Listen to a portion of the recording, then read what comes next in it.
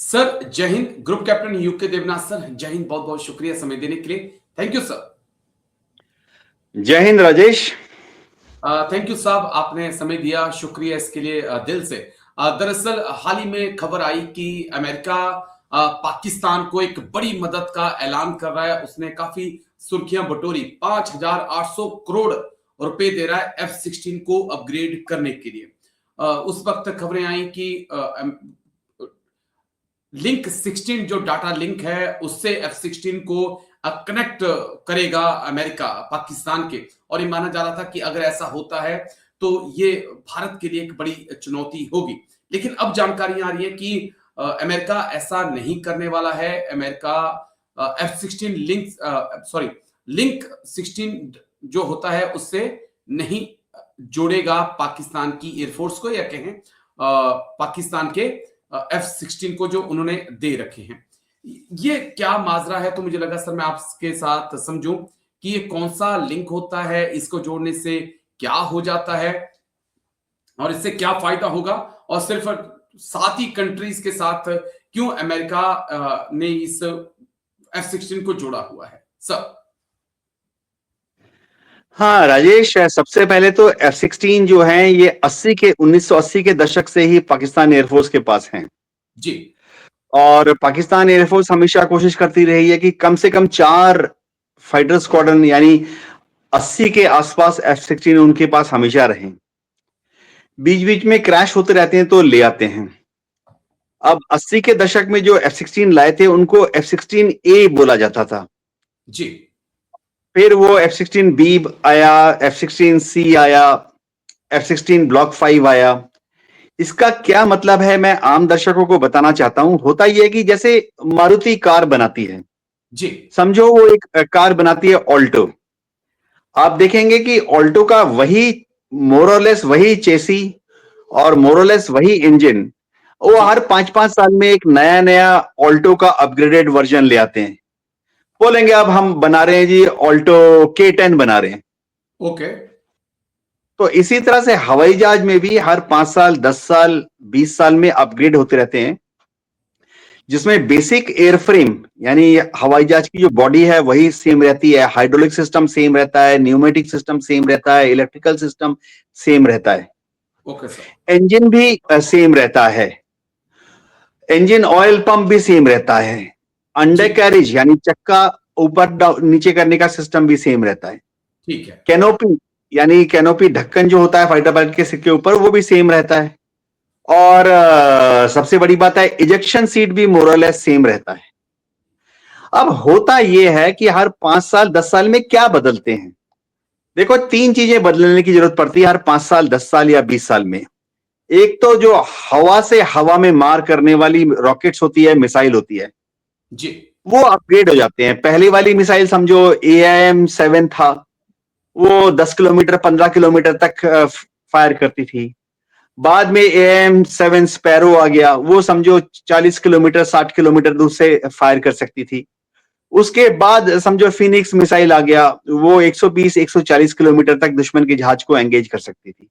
तो इसके लिए बेसिक जो जहाज का ऑनबोर्ड कंप्यूटर सिस्टम है, जहाज का जो फायर कंट्रोल सिस्टम है, जहाज का जो पाइलन्स हैं, एडेप्टर जिससे ये मिसाइलें जहाज के साथ कनेक्ट होती हैं, उनको पाइलन बोलते हैं, एडेप्टर, उनको अपग्रेड करना पड़ता है।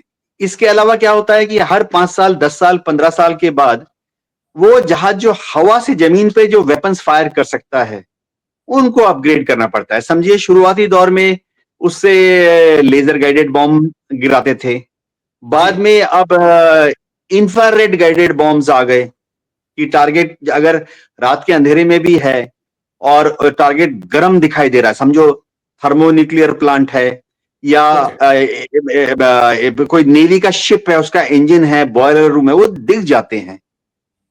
और तो और जैसे हमारे एयरफोर्स के जहाज भी रात के अंधेरे में अगर टारमैक पे खड़े हैं, वो 1 घंटा पहले फ्लाइट से आए हैं, उसका इंजन स्विच ऑफ है लेकिन वो दिख जाता है।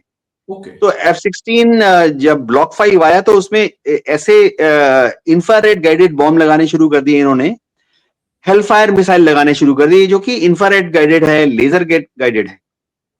अब चलन चल पड़ा है पूरे दुनिया में पिछले 5 साल से 10 साल से कि जीपीएस गाइडेड बॉम्ब होने चाहिए। जी। तो आसमान में अमेरिका के सैटेलाइट हैं, बॉम्ब फेंका, बॉम्ब जो है थोड़ा ग्लाइड करने के लायक बनाते हैं, उसके छोटे छोटे विंग होते हैं, वो थोड़ा दाएं बाएं जा सकता है, थोड़ा अप डाउन कर सकता है। अब वो बॉम्ब आपने दुश्मन की तरफ फेंक दिया 100 किलोमीटर की दूरी से। अब बॉम्ब के चोंच में एक गाइडेंस सिस्टम लगा है, जीपीएस गाइडेड सिस्टम, जो कि सैटेलाइट से गाइड होगा। तो इस तरह के अपग्रेड होते रहते हैं। तो ऐसे ही अपग्रेड के लिए अब अमेरिका पाकिस्तान को फिर से, अब मैं बता रहा हूं, 80 के बाद ये 5वीं बार अमेरिका ने पैसे देकर अपने F-16 को अमेरिका के पास अपग्रेड कर रहा है। जी, अपने ही पैसे देकर।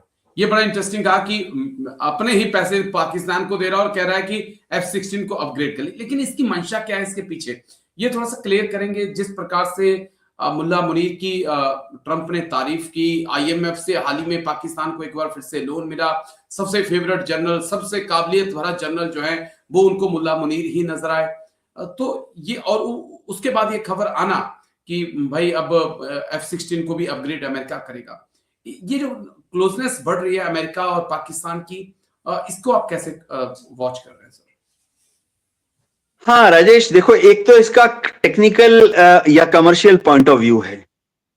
जैसे आपने अगर किसी को फ्रिज बेचा या आपने किसी को टेलीविजन बेचा, तो आप हमेशा कोशिश करते हैं कि बेचने के बाद भी, बेचने के 5 साल के बाद भी अगर उसका फ्रिज खराब हो जाए तो जो मेन कंपनी है वो तुरंत अपने लाइसेंस्ड रजिस्टर्ड वेंडर को भेज देती है कि जाओ साहब का फ्रिज ठीक करके आओ। क्योंकि इसको मार्केटिंग वाले बोलते हैं प्रोडक्ट सपोर्ट। ओके।